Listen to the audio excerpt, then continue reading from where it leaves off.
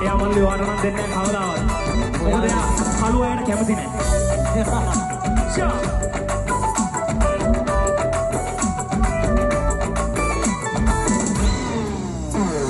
වනමාලයි දඟකාරයි සුකුමාලයි සුදු මොණයි හඳ පානයි සමසේමයි නිදයි සයිරතු දෙවරයි අවදානම් සිහිනමයි දෙවරක් සිපගත්තානම් වනමාලි මගේ ආදරේ අඩකාරි මගේ ආදරේ කවිකාරි මගේ ආදරේ මඩනේ දෝගේ ආදරේ